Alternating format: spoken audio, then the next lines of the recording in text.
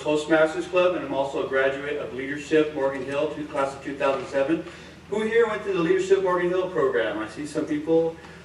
So, oh, Kim, our distinguished president of the board here. So, anyway, I'm glad you came. Today we're going to be talking about how to become a better leader. And I have already given you, if you haven't picked one up yet, please do, the 10 secrets to being an effective leader. And our two speakers today will be speaking about that. Let me introduce them. Ken Meager is with Leadership Morgan Hill's board. He's the president of the board. He's also an executive at the Pinnacle Bank here in Morgan Hill. And he's had some experience internationally too as a I guess executive, and he can maybe share some of that, in terms of American and international leadership styles. We have Jim Carrillo, who is the president of the Morgan Hills Toastmasters Club. Who here is familiar with Toastmasters? He'll talk to you a little bit about that and why Toastmasters, especially the communication part of Toastmasters, can help us become more effective leaders. Jim is also the president of the National Speakers Association in Northern California, and he has his own business, consulting business, and he also has written a book on business technology, and he's a vet. He was in the United States Air Force. So I'm going to pass this on to these two gentlemen, and I'm going to also be videotaping this in the background, and so if you enjoyed it, want to see the movie version of tonight's presentation, you can watch it on MHAT. We'll also put on We'll burn a DVD.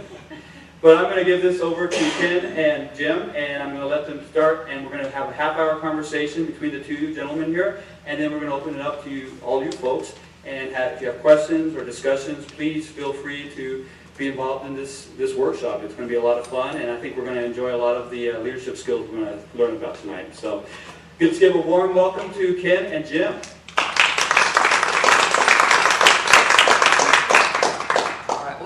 I'll do a little bit of introduction on my background, and we'll see where it goes from there. So I'm the president of the National Speakers Association, and in this particular role, this is a 4-year commitment. So a lot of times when you hear people in leadership roles, it's not just that they said, hey, I'd like to do that one. It's a planning process. So I'm in my 3rd year of the 4-year commitment, and I have 1 more year to go. The other things that I'm doing right now are Toastmasters, and I joined Toastmasters more from the standpoint of communication skills. For me, Toastmasters is kind of like going to the gym.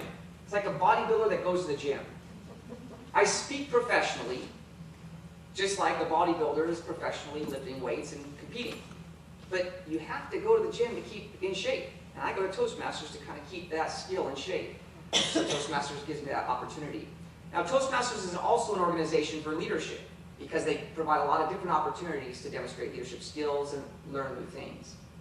I've owned my own business since 1998, and before I had my own business, I was in the military and I was in the Air Force.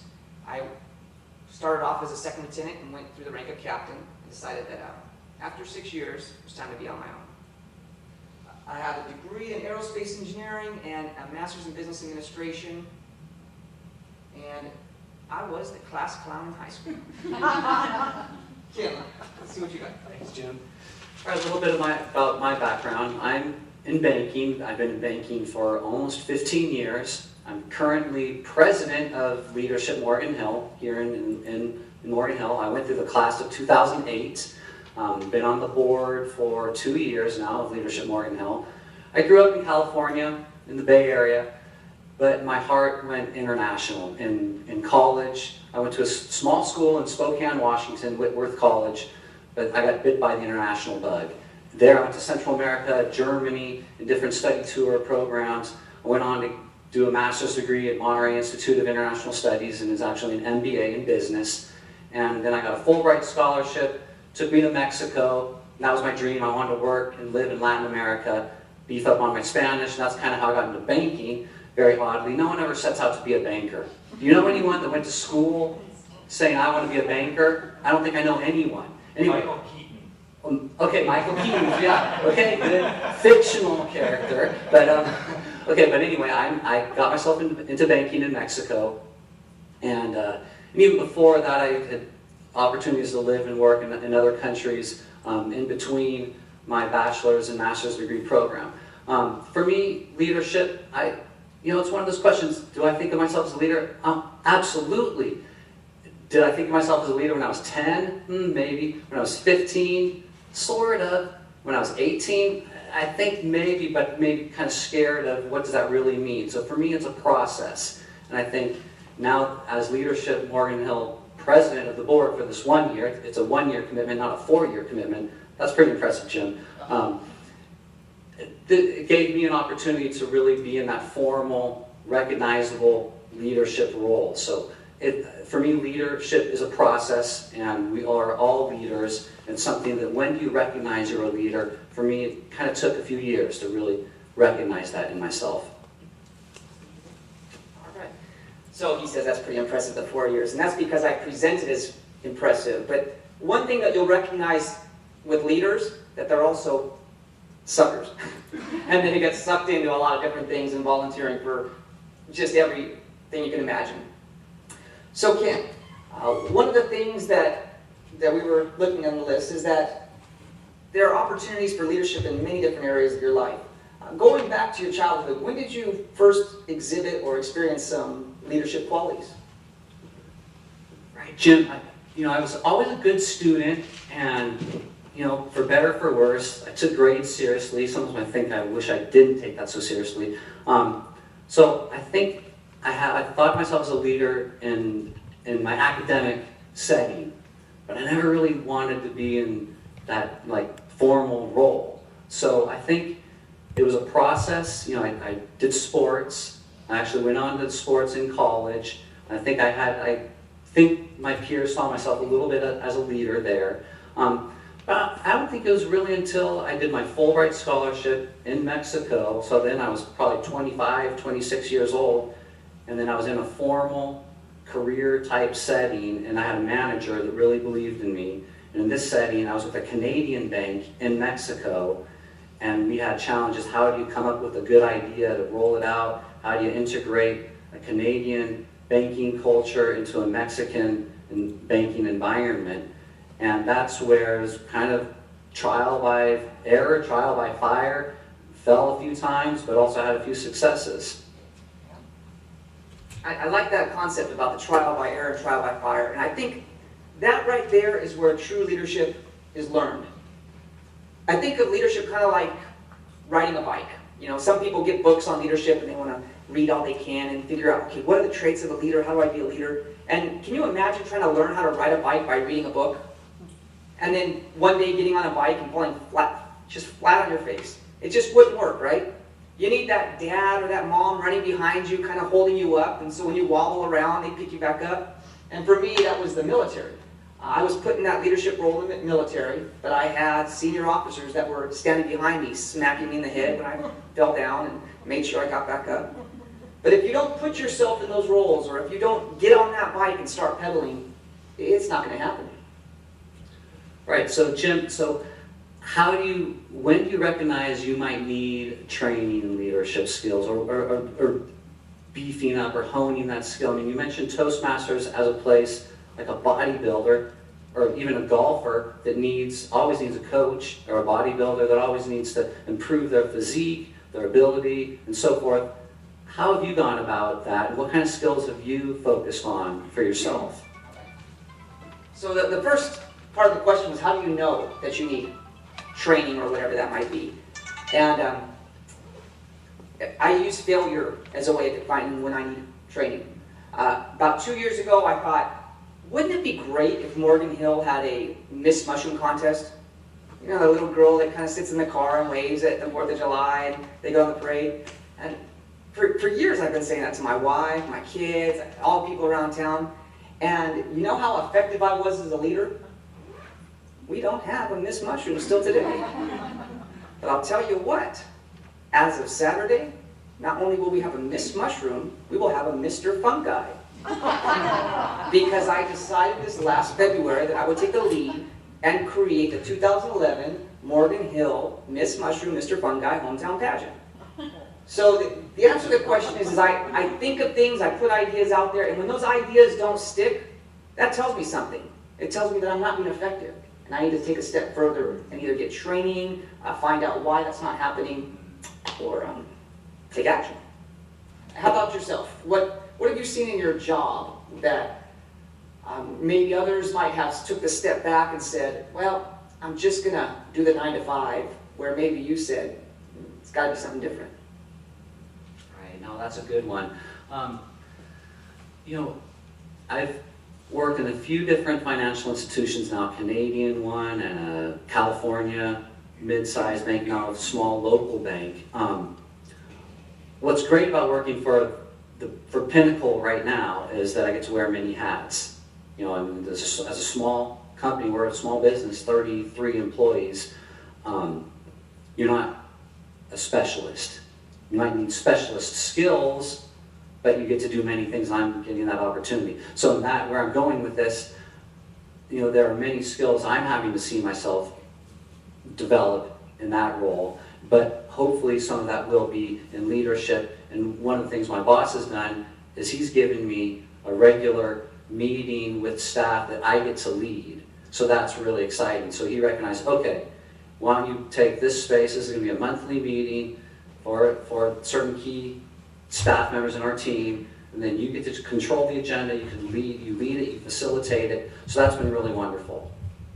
And he almost saw that in me, that okay, that's the next step for leadership. And I grasped it and I recognized, yes, that's definitely something I need to improve on. How can you set the agenda, set strategy, and in a small company like this, one can do that.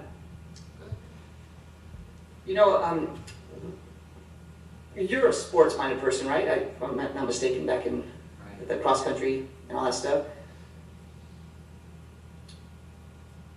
One of the things I think about leadership is kind of in relation to sports. And obviously you could tell I'm not going to the gym quite often, but I still kind of hear people what they talk about when they go to the gym. And I'm fit sometimes, huh? But one of the things that people talk about when they're going to the gym is to stretch your muscles. Because when you stretch your muscles, it allows them to grow. And if you just simply do the same exact exercise day after day, you're not going to grow. You're just going to stay where you are. And I think a lot of us get caught in that trap when it comes to leadership. We think about being leaders, and we focus on being leaders in one particular area. Like, I'm going to be a leader in my business. And what I would encourage everybody to do is stretch yourself. Go outside of your comfort zone. I don't know anything about television. At least I didn't 2 years ago. And now I'm producing TV shows for the Morgan Hill Access Television. I stepped out of that comfort zone and stretched myself. Join organizations that you might not normally be involved with. The South Valley Civic Theater. I can't act worth beans, but thank goodness my wife could. And because she can, I can volunteer. What are some ways that you've stretched yourself when it comes to leadership or putting yourself in different environments? Sure.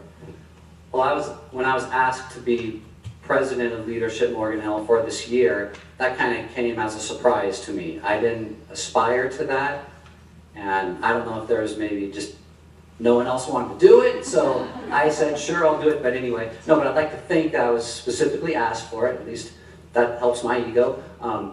But that was something I didn't, as I say, I didn't aspire to that role. So that really felt like, okay, I'm stepping out of my comfort zone. I've been on the board for 1 year, and then I'm being asked to be in the president role. So that really made me think, wow, okay, here's an opportunity that I thought I wanted to think more at a strategic, high level. I'm kind of a details guy. I mean, you sort of have to be as a banker, whether you are by nature or not. You'll eventually have to be trained to be that way. But this was an opportunity to think strategically, to lead people who are more capable than me, more seasoned. The other board members are outstanding people in the community. So humbling from the perspective of what am I going to offer this group of people who have career experience vast beyond what I've been able to do in my few years. So that's been a neat challenge. That's been my way to step out of my comfort zone. And I think it's just keeping grounded, keep consensus. I look at things more collaboratively. So, and part of that's through communication. So I think communication, that's a whole other theme I think I'd like to touch on. So, Go ahead, hit on that communication. so yeah, with communication, well, I don't know, Jim, I'd like to ask you on communication. We hear about communication a lot in leadership, and communicating with others, communicating one-on-one, written, public speaking. What do you think, how do you characterize the role of communication in leadership, specifically in an organizational setting? A lot of us say, like, I want to be a leader, or I'm going to be a leader, but you can't make the decision to be a leader. You could choose to take the lead, and that is a requirement. You have to make that decision to take the lead, but if nobody follows you, you're not a leader. You're just running out there by yourself like a crazy person. I've been there. So how do you get people to follow you? Well, you have to have a vision or a mission or a strategic plan that maybe others can look towards following. And that's where communication comes in. If you can't communicate what your vision is, if you can't communicate why you're doing has a higher calling, then you're just someone looking out for themselves. But if you have that higher calling and you can communicate that, people will fall in line. No, that's really neat, Jim. I think with Leadership Morgan Hill, I can draw a lot from this experience. That really has been a pivotal experience for me in my leadership development. An exercise we did this year was to define our core values. So you mentioned a strategic plan, and what's your vision and mission, and we have a mission statement in Leadership Morgan Hill. I think it's a pretty strong, good one. Ignite the passion, inspire the commitment, and sharpen the skills of the leaders that will create a dynamic Morgan Hill. So that's solid. That's been there for a few years, and for all I know, maybe some of you in this room helped create that mission statement, because it's been around for a number of years. But we didn't have core values really outlined. I think we all knew what they were. I think we did, but nowhere was it actually written or outlined or detailed. So we went through that exercise. That's not something you do overnight. It took several months to go through, and we did come up with something really tremendous, I think, that for me encapsulates leadership, especially for an organization designed to make Morgan Hill a better place. So what we came up with was the image of a circle. A circle because leadership as a process that's continuous. It doesn't necessarily have only one entry point or one ending, but something that's really ongoing, continuous process of improvement and leadership. And in that circle, we came up with 6 words that essentially symbolize what we as a board think of, of leadership. And those are community, integrity, respect, commitment, learning, and engagement. And so that's our handy acronym.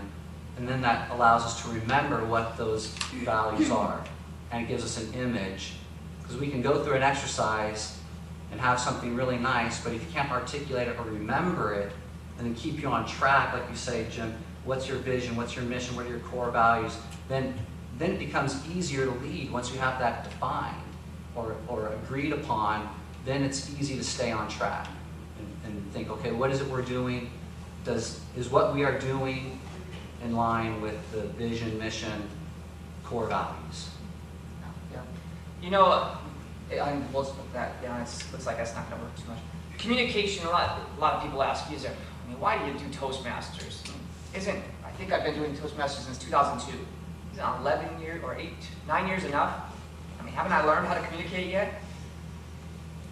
I look at the comparison between where my daughters are right now, and they're in junior high, and where I want them to be. And I look at their communication skills. And when I see this huge shift of where they need to be, I realize that shift exists in every moment of our life, and that we can always improve. So if you all don't have teenagers at home, one of their great ways of finishing a sentence is, yeah. I'll give you an example. My daughter comes home the other day and she says, hey Dad, me and these boys were hanging out at lunch and yeah. And boys, lunch, what? And this is it. That's all she had for me. It was, yeah. What was she trying to communicate? I have no idea.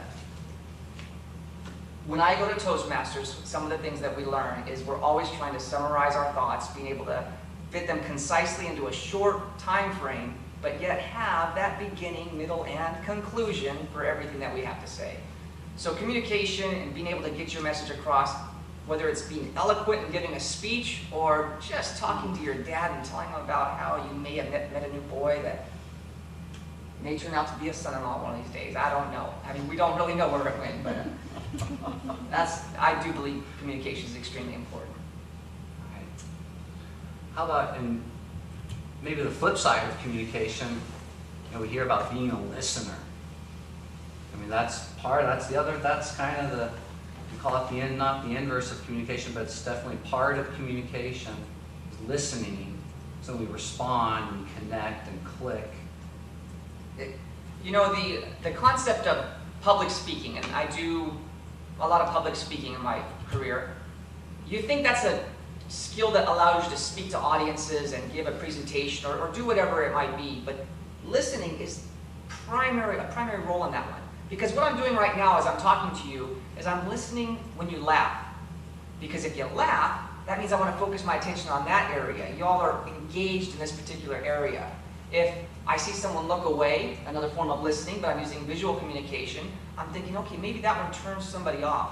And all throughout, as I'm speaking, my mind is going back and forth and interpreting what your body movements are, the sounds that you're making. And that's really what we all need to do as leaders. We need to be thinking about the people that we want to lead, or maybe that even want to follow us. Find out from them, what do they respond to, and how can we improve that environment? Right, that's neat. I mean, and we probably all have a similar example with my spouse. I mean, we might, if I'm not listening, then it's not going to work. And it might even be that one little nanosecond. Did you just hear what I said? When I may be already jumping onto something else, and then, I didn't demonstrate that I was listening, and then I lost that goodwill or something. Mm-hmm. Or if I did, then that was not smooth sailing. We're good. You know what, Ken, there's no parallel there, because you will never win an argument with your spouse. It's just not going to happen. We've got to accept defeat on that one all the way through. That's another session. That is. That's for my therapist, huh? Okay. So what are some, I know we have the AAUW here, and we have some on the Planning Commission. What are some other areas that you folks are either leaders in right now or looking to become leaders in? Like, Nate, what are the volunteer organizations that you work with? Well, Toastmasters, but as you know, I slipped away a little bit because I'm getting married. So that's a second full-time job, as we talked about earlier. So right now, I'm just kind of really focusing on my business. I've just got so many business ideas. Recently, I'm speaking with my fiance, who also works at a marketing agency over in Santa Cruz, so we get to kind of bounce ideas off of each other frequently. And I'm going to completely rebrand myself. So I'm redoing my website. I'm actually going to change my business name. I'm doing new business cards. And from that, I've actually gotten a lot of support on the TV show. Good. So I'm going to be kind of focusing on that. So small business owners they really have an easy job in identifying whether or not they're a leader. Because as a small business owner, You're it. You're in. That's right. If you have no customers, you are not a leader, right? You have to not only pass your vision off to yourself, but to your customers and get them to buy into that one. So that's right there where the rubber meets the road. Straight feedback. Right, but not everyone is built to be an entrepreneur, just like everyone's not built to be a banker or to be in corporate America. Sure. It's not for everyone. Sure. So you kind of have to really do some soul searching to find out what is best for you, because there's no perfect job. So corporate America, there's no perfect job. Being an entrepreneur, there's no perfect job. So you have to kind of look at the pros and cons, look at yourself, and find out which is the best match overall. If someone were willing to pay me to taste margaritas on the beach in Hawaii, that would be the perfect job. I would take that one. But nobody has. has. See, we're talking here. What other things are y'all involved in? Any other organizations? How about the AAUW? You all have to have a board, right? And any of you on the board of that organization?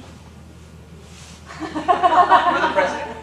I'm not president, no, I was just installed as one of the membership vice president. Oh, good, good. All right. Behind the scenes computer data person, so not And out there. 2 years ago, did you think you'd be there? No, It just kind of happened, didn't it? it did. It did, it just kind of happened. You know, I think of that as like when you were a kid and you got those little training wheels on and you're riding around and, you know, you're rolling on that wheel over there and you're rolling on that wheel over there, and pretty soon your wheels aren't even touching the ground. You're like, how the heck did that happen? I haven't been touching my training wheels for the past 10 minutes. And I kind of think that's how it happens for all of us. Is we find ourselves in positions and we're like, how'd that happen? Where am I? Why am I coaching track this year? Hey Jim, would you mind if I jumped in real quick? Sure. Something that this is all great information, something I've noticed that hasn't been discussed is, based on my last speech, goals. I think there's a strong correlation between being a strong leader, having that vision, and making each step count to get to that end result. Yeah, so let's see. Let me see. Can you jump into that one? Or do you Yeah, I think I'll try jumping into that one. I mean, again, I have such a lot of things I can draw from my experience on leadership in Morgan Hill, so I'm going to continue with that theme. So part of that, oh my gosh, I'm now president. What in the world does that mean? What am I going to do? So I actually went through that process internally. Okay, what are the goals? What do I want to see happen for the year? And I thought, mapped it out just like one page. So it was kind of systematic. So I took a very methodical approach. Like, okay, what are the big picture things I want to see happen? Then who's going to do it, and how are you going to measure that as having occurred or having been successful? So I did that for myself, but then kind of going through, we're set up with operating committees, and that's where all the work takes place. So then, meeting with, then it was a matter of trying to get the operating committees to own that goal. I didn't want to tell them what I think it should be, even though I had that in my head. So that was kind of how I did it, and then get groups of people to come up with what they want to achieve, and then hopefully it's in line with what I want to see it happening. And usually it was, or if not, maybe something better than I thought would be great. And all the better. So that's kind of what I did. But this is in a structure, so there are people willing to take the charge on certain things. And so I did come up, in this case, with goals, but kind of high level, and then, okay, what's that going to mean? And then what's a measure of success, or measure of it having occurred successfully? I think I would, if I were to comment on that one, I would classify maybe two types of leadership. And I'd say that you could be a leader when you're trying to reach an objective. And if you're trying to reach an objective, by all means, I'm like 100% with you. You have to have goals set up so you know if you're making progress, you can measure it, and all those other things. We've all heard of those. And that's a lot where the business plan comes in. It's reaching that objective. But then there's this other type of leader, and that other type of leader might be someone that's trying to enact change. So it's not that there's an objective that you're trying to reach, but that you're trying to change a perspective of people. And I think I've seen myself in that role more lately than I've been in the reaching the objective. And what's an example of that? Like an example is I am currently coaching track at Martin Murphy, and I coach cross country well. And my goal was not to be first place. I'm not one of those sports-minded guys. My goal was to change the way that kids thought about athletics. And so what I did was, the first thing we did was had a meeting with the parents. And I said, I don't want you to ask your kids when they come home if they won. The first thing I want you to ask them is, did you have fun? And after you've had that conversation, then ask them if they learned anything. And after you had that conversation, then you can ask them if they won. But the important thing that I was trying to teach the kids was have fun exercising, and learn something. So with that, in that particular realm, I didn't have goals. But on the other hand, I wouldn't have been able to have a business for the past 12 years without doing the objectives goals. So I completely agree with you on that. Like there's two different sides maybe. I understand. Yeah. All right, any other questions?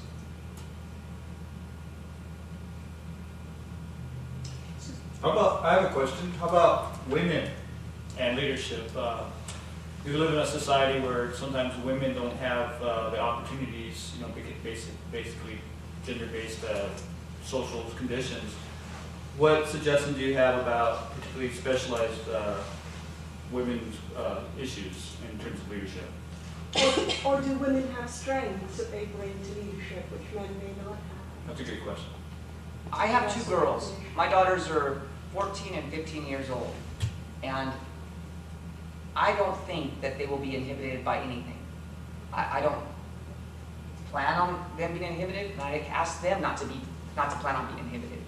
Matter of fact, I kind of like the fact that I have girls because girls can do anything. Girls can be ballerinas, nurses, doctors, astronauts.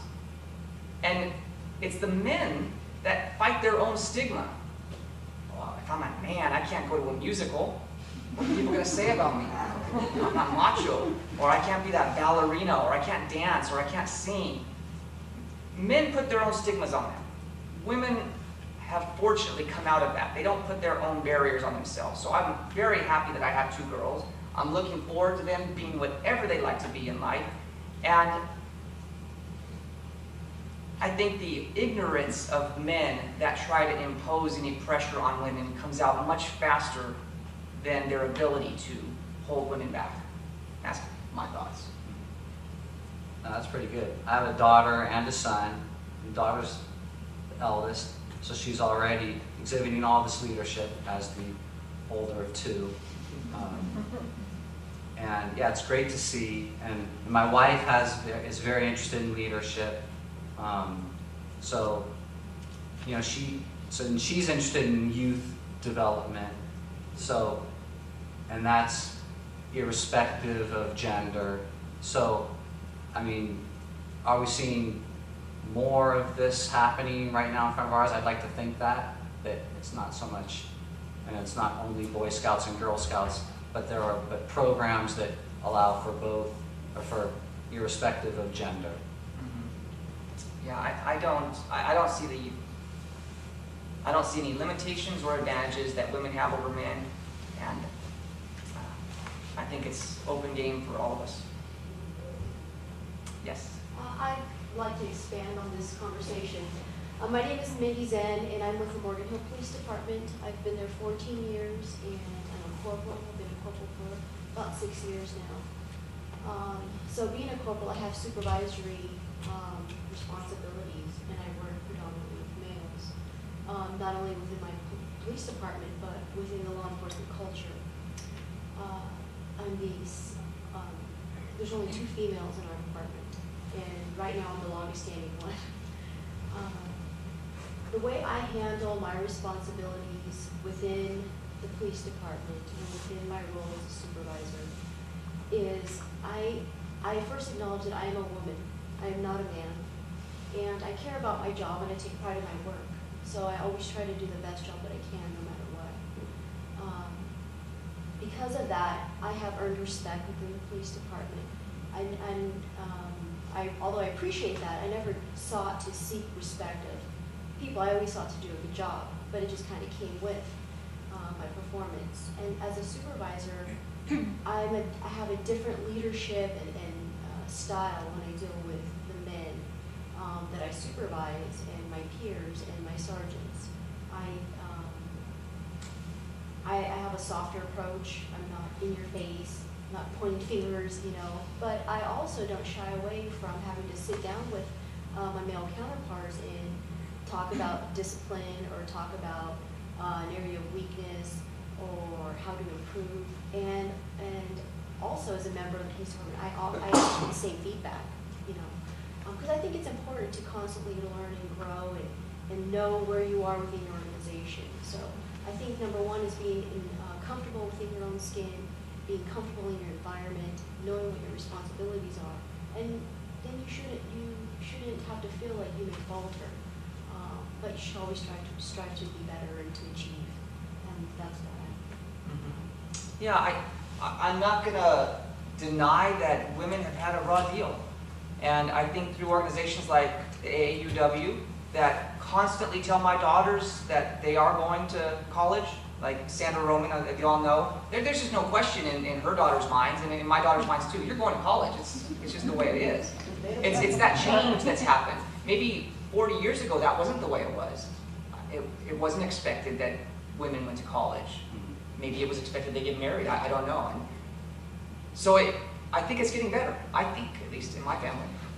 Yeah, what I'm wondering is if women have actually transformed the workplace in being examples of how to build relationships, in developing talent, people who work for them, in nurturing the best in other people, rather than being competitive. They encourage collaboration, partnership building. So I think women bring these strengths to the arenas that they influence. Yeah, you're right. You're right. Can you comment on that? I am not a man's man, by no means. So I don't have that competitive nature in me, that pound your chest type of thing. You're in touch with your feminine side. And you know, that is a joke, and I kind of I get razzed on by all of my friends, you know, because of that one. But I'm hoping that that's not a feminine trait or a male trait. It's just a trait. And I like that very much. Yeah, I kind of, sometimes I think, well, man, I'm pretty collaborative in my approach and partnership building. So yeah, I don't think that's an exclusive to one gender or not. I mean, so what I wanted to maybe reflect on what you were saying, Mindy, is I mean, of the 12 or 13 of my 16 years working has been abroad. I mean, I've only been in the States working now for less than 4 years. So I've been in an external, you know, outside of my comfort zone for a long time, working, you know, as an American for a Canadian bank in Mexico. You know, and I worked in Canada for a while, Caribbean. I also worked in, you know, Thailand. That was a different thing, teaching English. And I was in Zimbabwe on a U.S. government-funded project. But so my point is, like you said, it's knowing yourself. That's the key. To me, I mean, of all the things, when they go through a survey of global managers, what do you think of what's the most important thing for a global manager? Is it knowing the other culture? Is it knowing the other language? Is it knowing your skill set? Is it, you know, any number of these traits you might think of that are all good and important. Well, the number one thing is knowing yourself and your own culture. And then with that, you can be an effective manager in a setting outside of your own. So, I mean, I think there's a metaphor there or something similar. You know, if you're in a predominantly male culture, if you will, or, you know, you're the only one woman in the setting, then you got to know yourself, where you are, and then that'll make you an effective manager. Just kind of like, and I knew, okay, I'm never going to be a Mexican when I was in Mexico. I can learn the language and get the feeling as much as possible, but one look at me, and eres gringo. I mean, you know, I'm not going to come off as a Mexican. I can speak Spanish pretty well and mix in as much as possible, but I would never kid anyone that I'm, you know, not Mexican, that I am Mexican. So I don't know if that helps. I really love your message. Know yourself and bring your strengths to the table. If I may just add one thing onto what Usha said, I think perhaps we're looking with a different generation of you two in terms of your leadership and the time that you're living. My generation, I think, is much more male-dominated, or, you know, not as accepting of leadership with women that, you know, your generation has brought up to be. Well, you all know, I mean, Larita Johnson is a big pillar in the community, right? I don't know if you know her, Larita Monty Johnson. She's a school teacher for the past 30 years, I think, at Nordstrom. She's on the board of directors at South Valley Civic Theater. When I look at her and when my kids look at her, we think leader, just right out there. She's all woman and she is all leader. So she has found a way to just throw off those preconceptions and just move forward. And I'm hoping that that becomes easier for a lot of us. I think in terms of women, lots of progress has been made. My greatest mentors have all been men. And that is because they saw me for me, and they saw my talents, and they helped me grow. For them, I'm grateful. But I feel like when I first got into law enforcement, there was more of a stereotype or an expectation of women, and especially women in law enforcement. And I think that had a lot to do with the generation as well. But now, as we've hired newer officers and I deal with people in the community, it's not the same anymore. I think everybody has equal access to everything if they want it and they work hard for it. I think that as long as we and it's kind of hard, we're both about the same age, it's hard to consider ourselves adults, huh? But as adults, as long as we can keep on enforcing that to the younger generations and saying, you know what, this is an equal basis, and getting rid of the concept of whether it's gender-based or racial-based, of one group is better than the other, and if you just knock that out, we can really move a lot of different places in the country. I appreciate that. Thank you. I have a different question for everyone.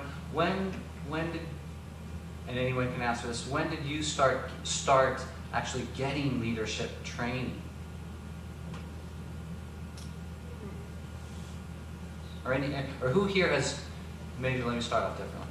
Who has been a recipient of leadership training?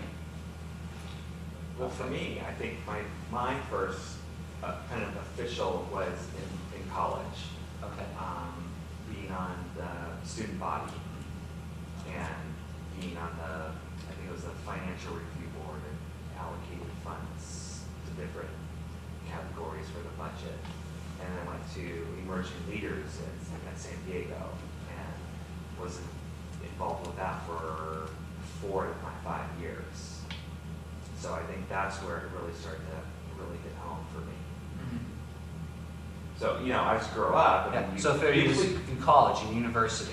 Formal, in my opinion. Like formal, right. But I mean, when you're growing up and you're 5 years old, you play the game, follow the leader, right? Everyone plays that game, right? So I mean, I guess that's the intro.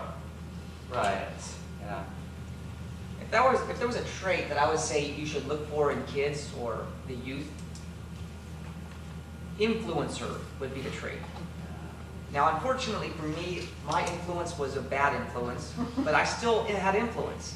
I would cause a ruckus in class and get all the kids to... Oh, you were that one. I was. My teachers hated me. But as I went up through high school, I started recognizing that I could influence other people to follow me. Now, it wasn't until I went into college that I turned that around and said, well, is there anything good that can come out of that besides detention? And there was. So my daughters, they are influencers. One of my older daughters, the class clown. And so our conversations come around, what can you do with that? How could you help other kids? If you see a child that's being picked on, what could you use your humor for to help that person not be in that situation? That's great. Right, and I love that example. My wife is doing programs called Kid Lead, and it's middle school leadership development for kids. But part of it, there's a point to the story, is you want to qualify the kid. So you want it open to anyone, but you really want the right kids to go through the program. So there's a survey that you want that the parents or a teacher can fill out on the potential child to go through the program. And there is a question of, is the child disruptive in class, or is the child a class clown? Because that's a definite leadership trait. That is its influence, just like that's you said. my goal. That is and it's just how do you then harness that, and how do you take that, because that is clearly leadership capacity and ability. Yep, yeah. When I see kids getting in trouble, I think that my biggest worry is that it's going to go in the wrong direction, that they won't be able to recover from it. So, and that's kind of why I decided to go into that sports program at Martin Murphy, see if I can help out in that area. Yes. So a lot of what I'm hearing, which is wonderful information, is really, sounds to me based on large organizations, large groups of people or departments or whatever. How do you motivate individuals? I have a small business. I have one employee. It's just she and I. How do I keep that person motivated? Yeah, how do I let her know that she's not doing what she needs to do and still keep that motivation level up? Okay, I got you. I can joke on that one. Right, good point. That's a good one. So you've heard of marketing and statistics, right?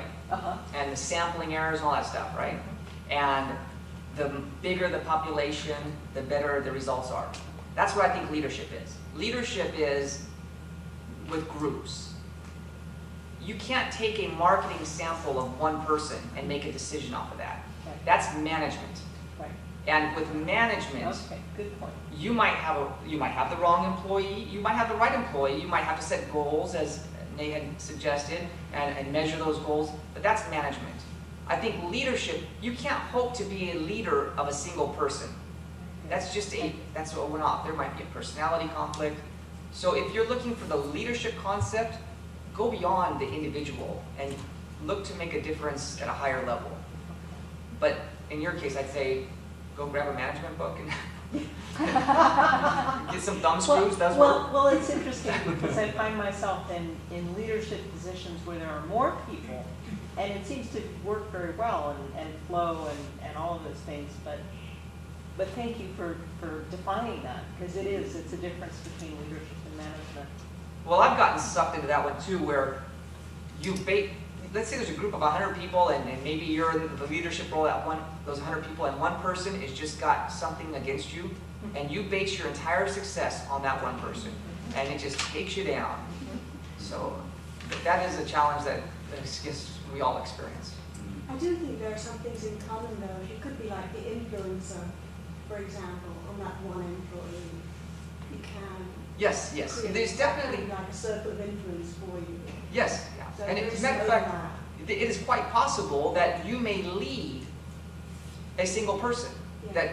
That is quite possible. But I wouldn't suggest that you base the quality of your leadership only on one person. Yeah. And it might not happen. It might not be that person who just isn't seeing the same vision that you're seeing. Thank you. How do you tackle the big question, nature versus nurture? Are leaders Oh, wow. Right. or are they created? Right. Well, I mean, let me tell you, I'm sure you have something you want to say too. I would say I'm going to be a firm believer that nurture is definitely part of the mix. That's part of my thesis, that leadership is a process, and you continually learn how to become an effective leader. Granted, there are people who are born leaders and are naturally more inclined to exhibit leadership traits and abilities than others. So I think but that doesn't discount that one can learn to become a leader. So that's my high level kind of answer to that.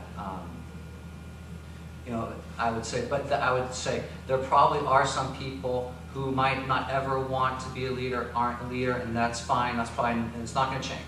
I mean, that's probably the case. You might want to think, will that person ever become a leader? Maybe, hopefully. I mean, I have hope, but maybe not.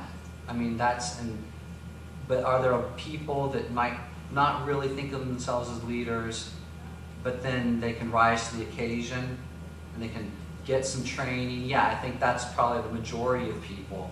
And there are people who are clearly jumping on everything. They want to be the leader of anything that comes their way. So that's kind of the spectrum, I think. That's a good thought. I don't think anybody is born a leader. I think every leader has to learn to be a leader. They have to put themselves in situations that they may fail at in order to determine what their best courses of action are. So that's the nurture, right? Yeah, that you have to learn to be a leader. Where the nature comes in, to me, is the concept of the extrovert versus the introvert. Now, I'm an extrovert, and I like to put myself out there and communicate with people and get in environments. So because I put myself out there, I'm able to experience those lessons much quicker than maybe an introvert. An introvert would have a hard time getting out there and putting themselves in those organizations or even applying for the jobs. They're too afraid. And so if they can overcome that, then they can get those same experiences. But the concept to me of being a leader only comes through learning by experience. You just can't be in isolation all your life and all of a sudden one day walk up and say, follow me. That's my opinion. I don't know. Oh, yeah, Mark. So Ken, you mentioned your wife organized, I think it's called Kid League. So that's obviously one way where you can start influencing your children at an early stage in their life.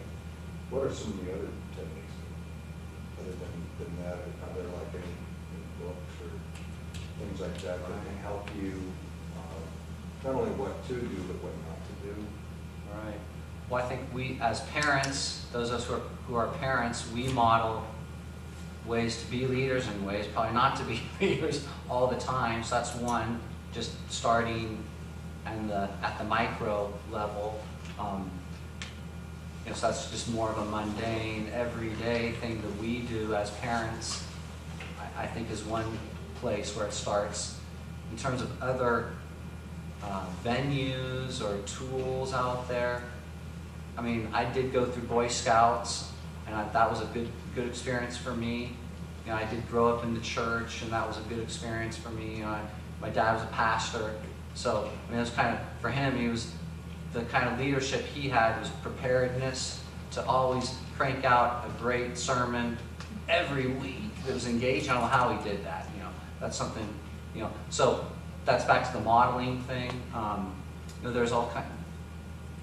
There's different organizations. I mean, I think sports, and my kids have done some of the Y sports, good experience. And I think what's so great about the Y, like you said, for your coaching, I love the way you put, Jim, what you're trying to instill in the coaching is make it fun and learning. So like Y sports, they're all about, they have this thing called the developmental assets. I don't know if you've heard of that, where they say there's about 40 different things out there, and if you have, say, 25 or 30 of them, then man, this kid is going to be on his or her way to being a self-adjusted, productive contributor to society.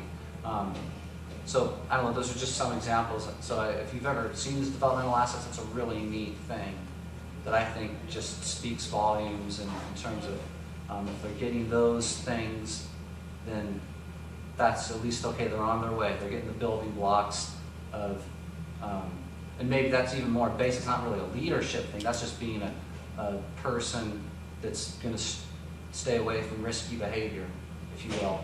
But then, taking it to the next level to leadership, I think there's different, there are the Scouts, like I say, and other programs.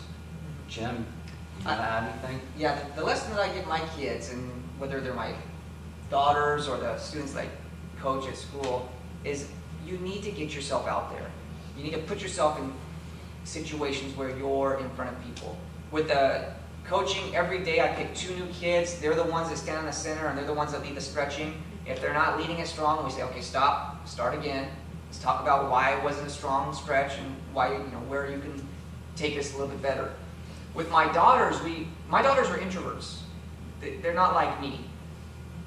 And we had a hard time in the very early, like the kindergarten, first grade years, because they just didn't want to socialize.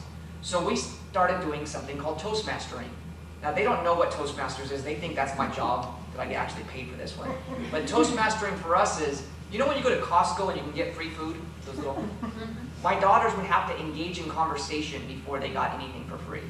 So they would have to go up and say, how was your day? And then the person would say, oh, fine. And then they look at them, how was your day? And then after they had a conversation, then they were allowed to take one of the free samples. That was wow. Must work for food. Yes. So getting kids to engage with each other. And I think that comes back to the question of nature versus nurture. If you get that whole introvert, extrovert out of the picture, get kids out there involved with each other, then they'll learn their lessons and then the leadership will come. So one of the reasons, I mean, you made it clear you don't believe in a natural born leader, but I think you see traits. I see traits in my own children because they're both not the same. One of them seems to be very introverted, not very, but so far hasn't exhibited the leadership skills, where the other one, he has older kids following him around for certain things. So, I mean, I think there has to be some of that natural born plus the nurturing to get somebody like Teddy Roosevelt or George Patton, for example. They're just like way off the scale. Well, I think what you're seeing there, again, this is my perspective. I think what you're seeing there is not that one child is a better leader than the other, but because one of your children are more willing to be out there and engage with the kids older than them, to take the risks, to say, hey, let's go do this one. I would bet that even your child that's showing the leadership traits has made some pretty bad decisions. And maybe has been made fun of on some of those decisions. And that's okay, because they weren't put down by that one. Whereas maybe another child who was too afraid, and any time something critical happens to them that they might feel embarrassed about, they're going to, I guess, revert back into themselves, and they won't put themselves out as much. So that's, I think, what I mean by that there isn't necessarily a born leader, but that it's people's ability to put themselves out there and interact with others allows them to grow their leadership. And I think Patton was a great communicator, wonderful communicator. And because of that, that was what helped him explain his vision. People then chose to follow him. So there you go. Have your kids join Toastmasters. That's all.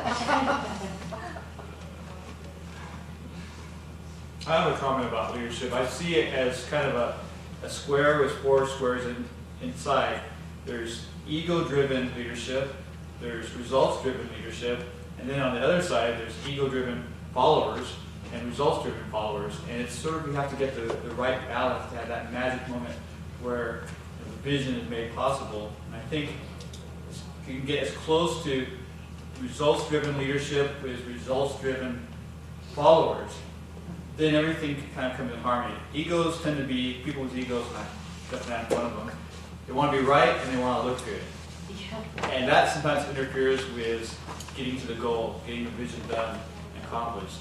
And I'm sure everybody knows ego-driven leaders, and they're a pain to work with, but I've also dealt with ego-driven followers, and they're also a pain to work with. Kind of maybe comment on that and say what your opinions of that are? Sure, I'll try one comment. I mean, I really like that. I mean, it ties back into the whole idea of influence, like we talked about. Results, influence. Now, I mean, I think everyone is going to have some amount of ego to some degree. I kind of hope so. But it's, yeah, it's becomes a problem when that ego overshadows. When that becomes the thing being fed, it's feeding the drive for results. That's when, at least maybe channel that ego toward the results and the influence. That's what I like to see, or that's what I would strive for. Boy, that's a hard one. That really is, because I sometimes think about, well, you have to be selfless to be a leader or whatever, right? But a lot of the things that I do are driven by my ego. I want to make change in kids' lives. I want kids to say that I impacted them and that I taught them something new. And I think that's an ego thing. I don't know what else it would be. So is it, maybe there's always ego involved in everything that we do, but the question is, does it overpower the reason why you're doing it? Is there an altruistic purpose, or is it just about the ego? Right. So, Yeah, I have a comment on that. I was really interested in the comment you made earlier about transformational leadership. So I work as a transformational coach and an empowerment trainer. So I lead groups in changing the perception they have about themselves. And one of the kicks that I get out of that, my ego loves, is seeing the light bulb go on. in Sure. people. And when they have like an aha moment, I can really do something in my life. So I think it's both, kind of like the healthy ego is there, and transformation is possible. So, Yeah, I think that ego is what provides us the self-motivation to do something. Is where, how do you find value out of the things that you're yeah, it working does have toward? to do with values, like as you were Right. saying earlier. I think, yeah, you just, if it becomes simply to feed the ego, then there's gonna be some kind of dissonance or something happening, I think. You know that there was a gentleman that was in Arizona and he had this sweat lodge and people died in that sweat lodge. He was a motivational speaker. I had gone to one of his seminars maybe Really? 6 months ago, and I thought he was a very powerful speaker and salesman. And I saw that there were a lot of people following him. And I think he was driven a lot by the ego. He was very driven by the ego. He was very, up on stage, proud of himself and demonstrating his muscles that he had built by using meditation and all these things. And I don't know that he was a bad guy. Obviously, he made some real bad decisions, especially in the situation where he did the thing out in Arizona. But I mean, I see that in Tony Robbins too. Tony Robbins is real ego-driven, but I know he's changed a lot of people's lives and helped them overcome some harsh things. It's a hard one. But nobody's perfect, right? Of course, yeah. My wife, she's pretty close. Nice save there. You have to She's go. not even here. Yeah, but Marty's videotaping. I know. It's on tape. It's a place for the ego to ask the question, how can I serve? So that's the place for the ego. You kind of ask it that question. Yeah. It's a place for you to serve. Right. So it has a task assigned to it. That, yeah. So gives it a role. Well, we've just about come time to closing up. Is there any other last questions that anybody has to like to get kind of my perspective on? All right. Well, we thank you very much for coming. We hope there was some value to this discussion. I'm sure that Ken and I will be able to take a lot of the value of the things that you said too. We certainly enjoyed this. Thank you very much for coming.